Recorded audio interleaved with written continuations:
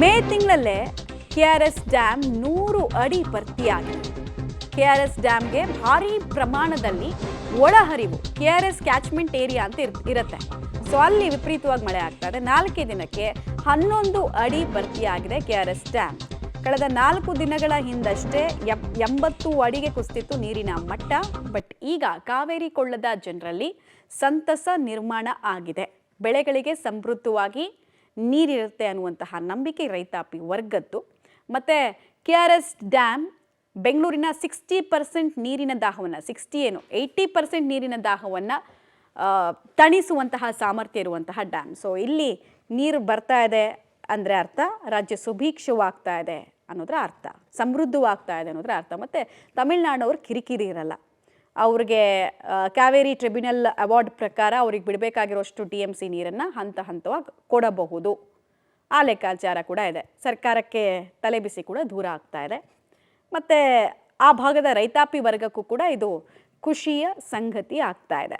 100 ಅಡಿ ಭರ್ತಿಯಾಗಿದೆ. ಸಾಮಾನ್ಯವಾಗಿ ಈ ಥರದ್ದು ದೃಶ್ಯಾವಳಿಗಳು ನಮಗೆ ನೋಡೋದಕ್ಕೆ ಸಿಗೋದು ಜೂನ್ 3ನೇ ವಾರದಲ್ಲೆಲ್ಲ ನೋಡೋದಕ್ಕೆ ಸಿಗುತ್ತೆ. ಬಟ್ ವರುಣರಾಯನ ಕೃಪೆಯಿಂದ ಮೇ 3-4ನೇ ವಾರದಲ್ಲೇ ಇಂಥ ದೃಶ್ಯಗಳು ಕಾಣೋದಕ್ಕೆ ಸಿಗ್ತಾ ಇದೆ.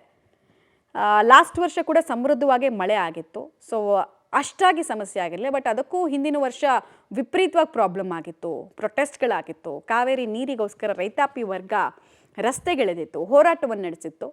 ಬಟ್ ಈ ಸಲ ಆರಂಭಿಕದಲ್ಲೇ ಶುಭ ಸೂಚನೆ ಸಿಗ್ತಾ ಇದೆ. ಆ ಭಾಗದಲ್ಲಿ ಮಳೆಯಾಶ್ರಿತ ಬೆಳೆಗಳು ಅಥವಾ ನೀರಿನ ಮೇಲೆ ಅವಲಂಬಿತವಾಗಿರುವಂತಹ ಬೆಳೆಗಳಿಗೆ ಯಾವುದೇ ತೊಡಕಾಗಲ್ಲ ಅನ್ನೋ ಸೂಚನೆ ಈ ಮೂಲಕ ಸಿಗ್ತಾ ಇದೆ. 100 ಅಡಿಯಷ್ಟು ಭರ್ತಿಯಾಗಿದೆ.